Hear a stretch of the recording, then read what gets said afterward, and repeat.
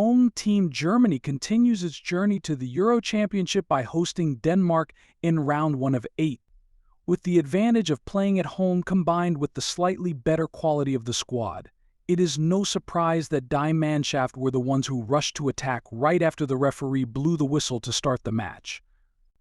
They got themselves the opening goal right from the 4th minute of the match. Starting from a corner kick situation on the left wing, Toni Kroos was the one to take it. His cross found the head of midfielder Nico Schlotterbeck. The player chosen to replace Jonathan Tah did not miss the opportunity to score, opening the score 1-0 for the home team. However, VAR technology then stepped in and Schlotterbeck's goal was not recognized because the 24-year-old player had previously fouled goalkeeper Kasper Schmeichel. Although the goal was not recognized, this relatively favorable start will help Germany play more confidently to find a ticket to the quarterfinals. Just 3 minutes later, Joshua Kimmich tested Schmeichel's reflexes with a long shot outside the 16m50 box. The ball went with great force, but the 2015-2016 Premier League champion played excellently by flying to save the ball and taking a corner kick. In fact, the German team's set pieces at this Euro tournament proved to be too dangerous. Kroos was the one to take the corner kick. Schlotterbeck continued to catch the ball's drop. Dortmund's midfielder headed the ball into the far corner of Denmark's goal, but Schmeichel still played excellently when he once again saved the goal. It must be said that Germany is entering the game very well. The first half lasted less than 10 minutes, but the home team had 3 dangerous opportunities. Their attack line is extremely diverse, from fixed shots, long shots, or long passes. Duke shows efficiency in its operation. Rudiger made an accurate long pass. Kai Havertz ran down to break the offside trap and made a one-touch volley. It's just a pity that Havertz's shot didn't really hit the center of the ball, allowing Schmeichel to once again save the Northern European team. Germany started with the mindset of being the top team, and what they have done in just a short period of time is enough to prove to fans why Germany is a strong candidate for the championship. It's just a shame that Schmeichel is playing so well, so up until now there hasn't been a goal to open the score. In the following period, Germany was still the team that controlled the game better, but their attacks gradually became less effective than in the initial period. Denmark reorganized the team better and proactively applied close calls from afar, causing the home team's momentum to slow down somewhat. With a stronger opponent like Germany, it is not difficult to understand why Denmark chose to play deep defensively and wait for quick counterattacks full of speed. Rasmus Højlund is the name on the Danish side that is on the list of top 5 players with the fastest acceleration after the group stage. Specifically, the computer measured the fastest speed this striker created was 35.5 km/h. Therefore, the defenders of the German team need to be very wary of the danger of the 21-year-old player. In the first half, Denmark also had some time to take advantage of the home team's indiscretions to create shots on Manuel Neuer's goal. But most of those shots did not hit the target. The match was going well, then suddenly a problem occurred. The current weather in Dortmund is not good, with heavy rain and even hail. Referee Michael Oliver decided to pause the match at 35 minutes to avoid unnecessary damage. The players from both teams entered the locker room and waited for the rain to stop. Fortunately, only about 15 minutes later, the sky at Signal Iduna Park became clearer, and the match continued with the most favorable conditions. However, the remaining 10 minutes are not enough for the two teams to create surprises. The first half ended with an uneven draw. Germany are much better players, but their decisive actions are not good enough to turn opportunities into goals. Coach Julian Nagelsmann will take advantage of the halftime break to reorganize the German team squad for a better second half. Meanwhile, Coach Kasper Egelman's team is the one who endured the battle, but they are standing firm for 45 minutes against the Germans.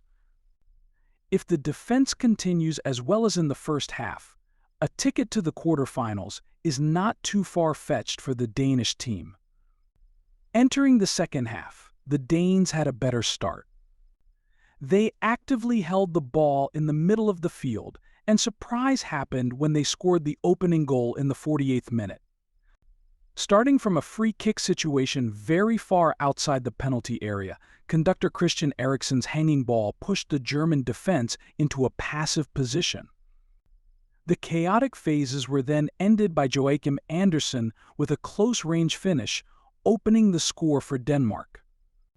However, just like Schlotterbeck's goal in the first half, VAR once again stepped in to determine whether Andersen's goal was valid or not.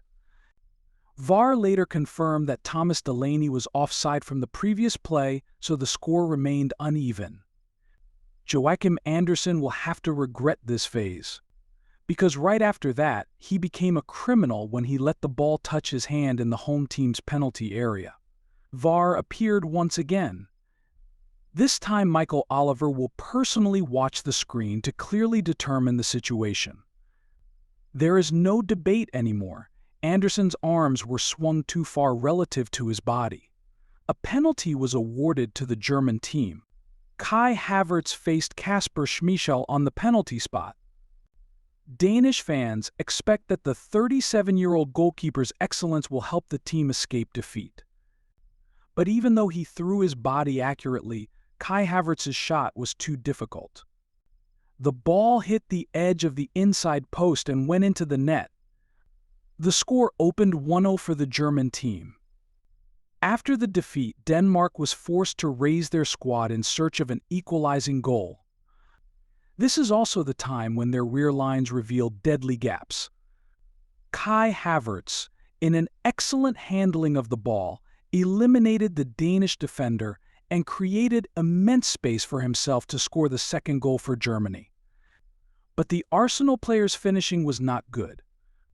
The ball went out of Schmeichel's goal range to the regret of the audience at Signal Iduna Park.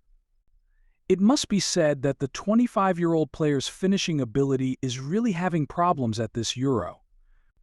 Except for 2 goals from the 11m mark, he had many opportunities to score from other live ball phases. Havertz's lack of grace caused him to miss the opportunity to lead the top scorer list. Leroy Sane played even worse. Bayern Munich's winger continues to maintain a string of disastrous performances at Euro 2024. In a phase where the goal was wide open in front, Leroy Sane still shot it out.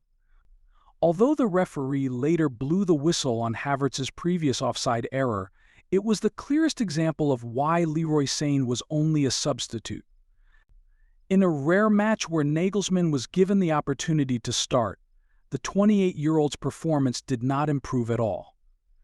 But Die Mannschaft fans did not need to wait too long, because Jamal Musiala scored the goal to increase the score to 2-0 for the German team. Starting from Schlotterbeck's long pass, Musiala used his speed to eliminate the Danish team's defense. With only Schmeichel in front of him, the 20-year-old player placed his heart into the far corner, not giving the 37-year-old goalkeeper any chance to block. With a 2-goal advantage, Germany is considered to have a 99% chance of winning a ticket to the quarterfinals. But they still did not forget the task of defending tightly against the opponent's rise. Antonio Rudiger and his teammates had an effective day, blocking every attack line that Denmark created. Denmark is famous for its fairy tales, but it didn't happen today. In the end, Germany won 2-0 and advanced to the quarterfinals. Although they won, the problem of the players finishing shots has not been completely resolved by Nagelsmann. The players still created many good scoring opportunities, but the final processing was out of rhythm. In the round of 8, Germany will most likely meet Spain, the first huge challenge for Nagelsmann. Ella Roja is showing a very destructive playing style at this Euro. If Germany keeps missing opportunities to score like against Denmark, Germany will likely have to pay a heavy price. Coach Nagelsmann needs to reform his players if he wants to advance further and win the Euro Championship on his home field.